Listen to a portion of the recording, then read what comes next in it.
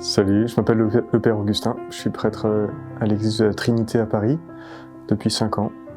Et avant j'ai fait des études d'ingénieur en agronomie, et puis je suis tombé dans la marmite.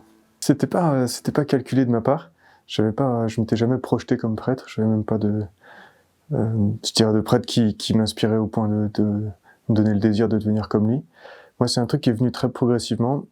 J'ai rencontré le Seigneur à 15 ans, et c'est bien plus tard, vers 25 ans, que devant le sérieux de la vie, la nécessité de faire des choix, eh bien, la question du sacerdoce est apparue.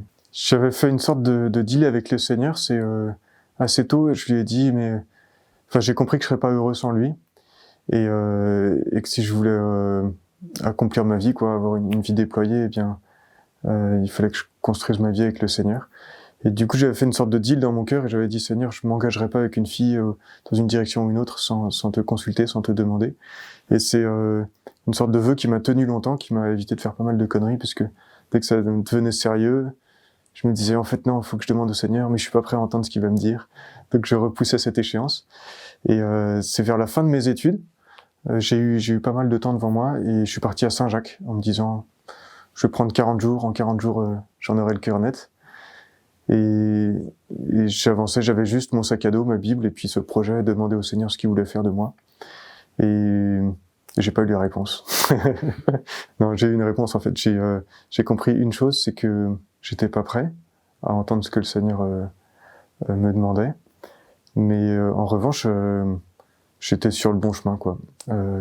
Ma vie de foi ordinaire, ma recherche de Dieu, la recherche de la droiture, peu à peu m'amenait à comprendre de plus en plus quelle était la vie à laquelle j'étais appelé. Et j'ai compris que le Seigneur me disait, t'inquiète, je suis sur le dossier, quand tu seras prêt, je viendrai te chercher. Et voilà, le Seigneur est venu me chercher 1 an après cela, quand j'étais aux États-Unis, à Washington. Et là, dans un moment de prière, une rencontre particulière, j'ai compris qu'au fond de moi, j'avais un désir très profond qui s'était creusé, c'était de donner toute ma vie au Seigneur.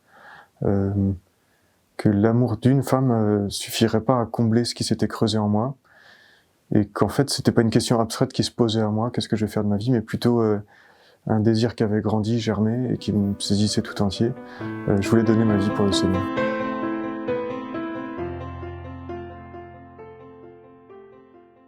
Moi, le jour où j'ai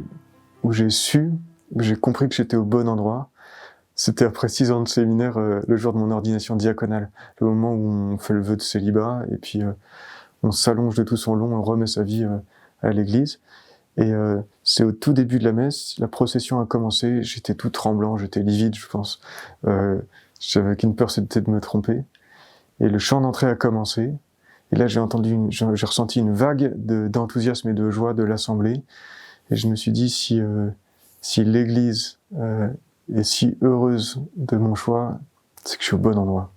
Et depuis, la joie m'a saisi et ne m'a pas quitté. Et j'ai ce jour-là reçu la conviction que j'avais bien répondu à l'appel du Seigneur et que je m'étais pas planté.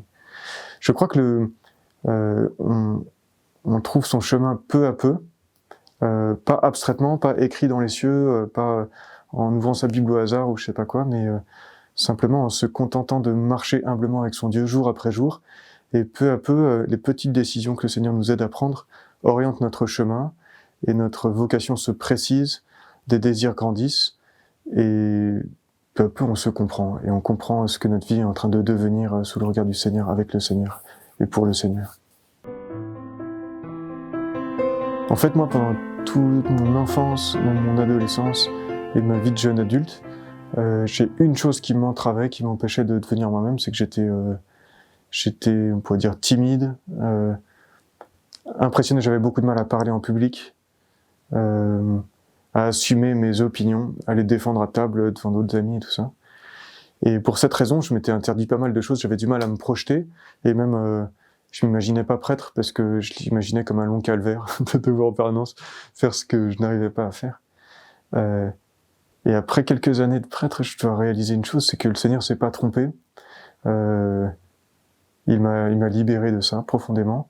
Et même c'est devenu pour moi un lieu de grande joie, de pouvoir enseigner, de pouvoir célébrer la messe, de pouvoir parler fréquemment du Seigneur. Aujourd'hui, c'est peut-être la source de ma plus grande joie. Et donc je constate que mes peurs, qui s'appuyaient vraiment sur ce que je connaissais de moi et de ma petitesse, étaient infondées parce qu'elles ne prenaient pas en compte ce que le Seigneur pouvait faire dans ma vie et ce qu'il pouvait déployer en moi. Je dirais que ça c'est quelque chose de très mystérieux, mais je pense que j'ai jamais été aussi heureux que ces années-ci. Le sentiment d'être là où je dois être, de faire ce que le Seigneur m'invite à faire, et ce que moi je porte au plus profond de moi peut s'épanouir. Voilà.